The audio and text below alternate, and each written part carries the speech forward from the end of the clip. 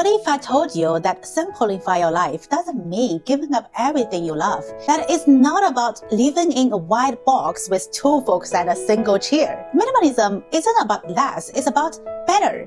So in this video, I will share 10 minimalist rules that completely changed my life. Rules that saved me time, money, and sanity. Before you skip ahead, let me ask, have you ever decluttered a closet, felt amazing about it, but only to find it a mess again, like 3 months later?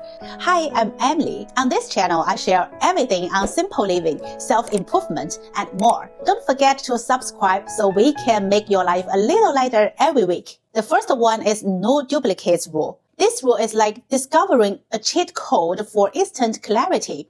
No duplicates. Think about this. Why do I even need 4 bottle openers when I only ever use 1? Or 5 tote bags when I only take 1 to the farm's market? The real kicker is, okay, last week I found 3 unused sleep masks in my drawer. And guess how many pieces I have? Just 1, folks.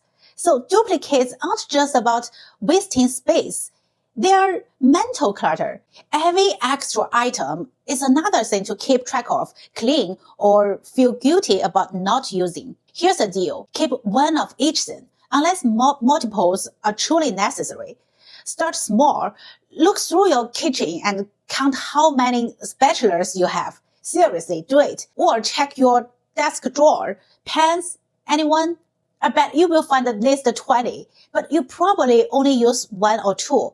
I started with my bathroom cabinets. Turns out I was holding travel-sized shampoo bottles like I was preparing for an apocalypse. The problem is I don't even like hotel shampoo. Tossing this felt so good. And now I can actually find my hair clip without rummaging. Rule number 2 is seasonal wardrobe limits. I used to have so many clothes, I couldn't even remember what I owned. Sounds familiar?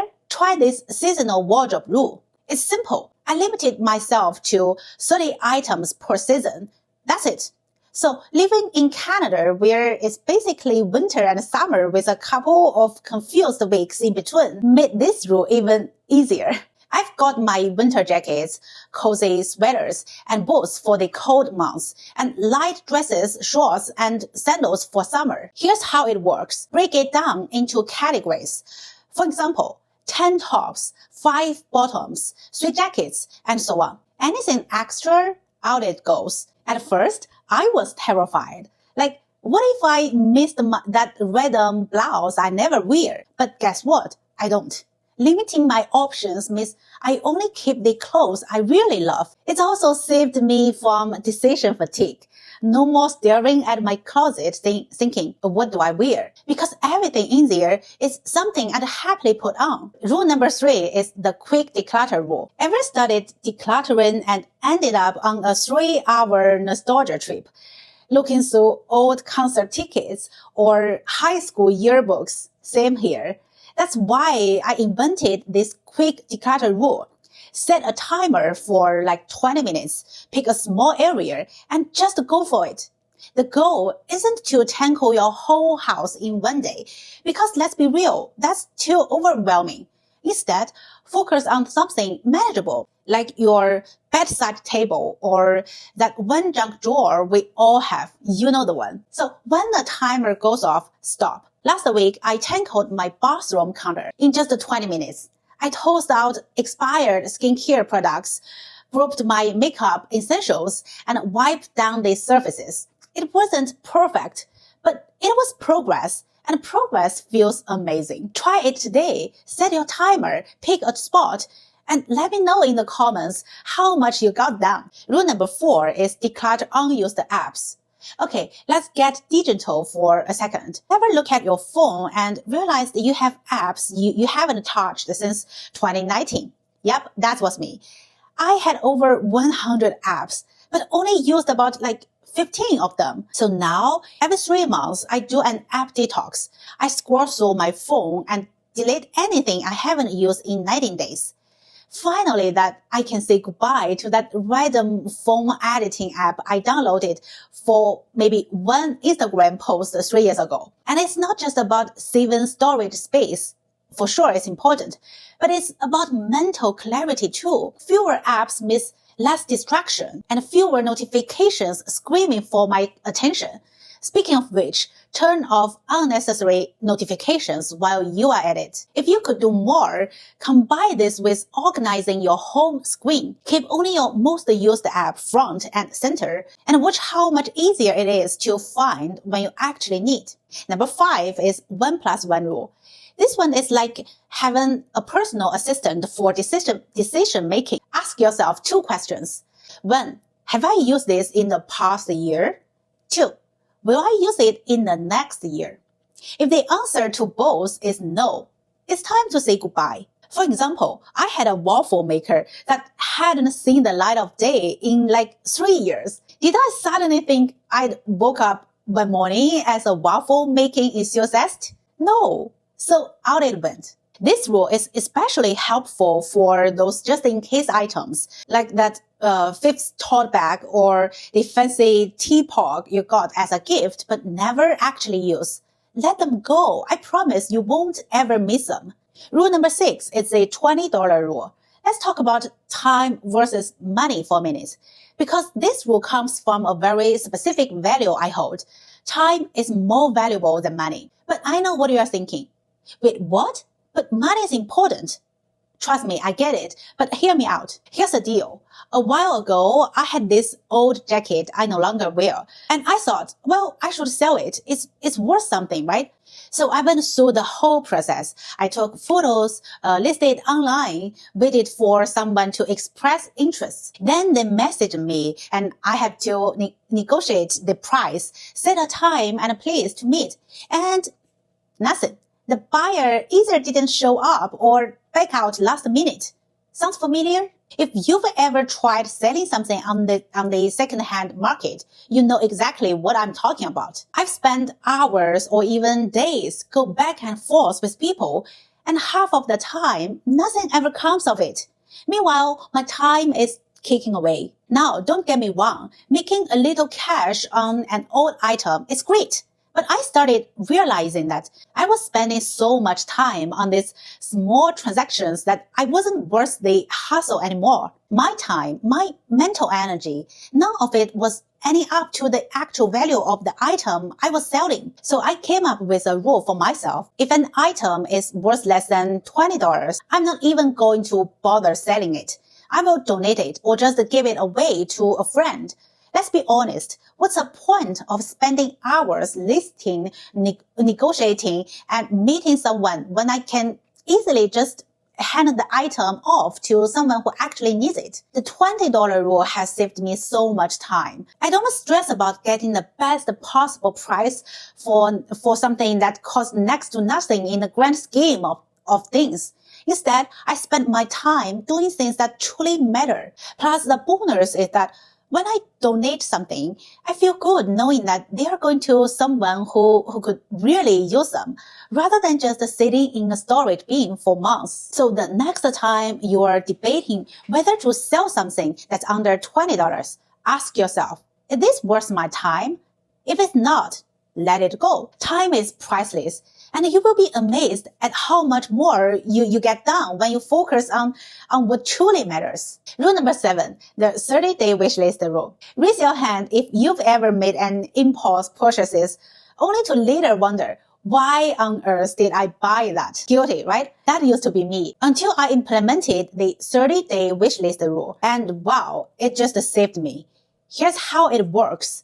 Whenever I feel the urge to buy something, I add it to my wish list. But, and this is a key, I don't buy it immediately. I wait at least 30 days. That's it. Simple, but really effective. You see, impulsive buying is kind of like being in a relationship with your shopping cart. Everything looks so great in the moment until you step back and realize, do I really need that thing? When I put something on this wish list and step away from it for a month, well, 99% of the time, I forget about it entirely. It's like magic. I've applied this rule to everything from gadgets to clothes to random home decor. For example, I almost bought a fancy coffee machine once, But after 30 days, I couldn't even remember why I want it. My wallet really thanked me. And the best part is, this rule helps me distinguish between wants and needs. It's like a superpower for my budget. Try it for yourself and let me know in the comments what's the last impulse buy you've caught yourself from making. Rule number 8 is one in, one out rule. Okay, I have to admit, I used to be the person who'd buy something new and hang onto the old stuff. I mean, it's just in case, right? Well, I quickly learned that it was a surefire way to join clutter. Enter the one in, one out rule. Simple, effective, and totally life-changing. Here's the deal. Whenever I buy something new, I have to get rid of something old. No exceptions. It's just that easy. This rule forces me to be super intentional about what I bring into my space. For example, I was eyeing a new sweater last month, but then I thought, if I get this new sweater, what old one will I give away? 9 times out of 10, I just realized I didn't really need the new sweater after all. This rule is a game changer for curbing those moments like, oh, I will just buy it because it's on sale. What's even better is that it keeps my space from becoming overcrowded. The idea of getting rid of something that I already love makes me pause before I buy something new. Rule number 9 is one-touch rule. Alright, let's talk about productivity for a second. Who here has a pile of unopened mail or a stack of things you keep saying, I will deal with it later? I was there too. But then I just discovered the one-touch rule. It means when you pick something up, deal with it immediately. I mean it immediately. No putting down for later because we both know that doesn't happen. For example, when I open my mail, I either file it, toss it, or take action onto it right then. No more like I will open it later piles. No more wondering where I left that important document. Everything gets handled in that one instant. This rule applies to everything: laundries, dishes, emails, or texts. Whenever I handle something, I just deal with it straight away. The result is no more half-finished tasks hanging over my head, no more clutter, and no more wasted time. It's not always easy, I know, but the results are worth it. So try it for a day and see how much more you can accomplish when you don't keep putting things off. Rule number 10 is the 20-20 rule. This rule is like a secret weapon for anyone trying to stay minimalist while still being practical. It's all about simplicity. So if an item costs less than $20 and can be replaced within 20 minutes, then don't stress about keeping it. This rule is perfect for those just-in-case items you keep hanging onto. For example, let's say you have a random kitchen gadget you never use. If it breaks or you need a replacement, you can get it for under $20 and have it in your hands within 20 minutes. It's just not worth holding onto clutter for something you can easily replace. It's not worth holding onto clutter for something you can easily replace. I've used this rule for everything from extra cables to old clothes that I might need someday. Here's the reality. If I haven't used it in the last 6 months, I'm probably not going to use it in the future either.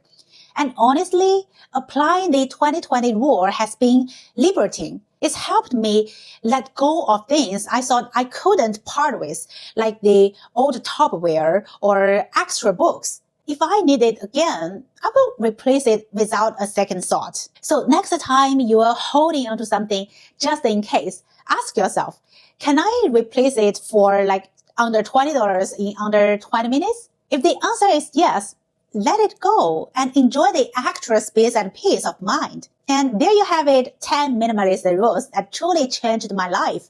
I hope at least one of these inspires you to simplify your own space and save yourself time and stress. Now I want to hear from you. What's one minimalist rule you live by? Or which one of these are you excited to try? Drop it in the comments below. I'd love to chat with you. So see you next time. Bye.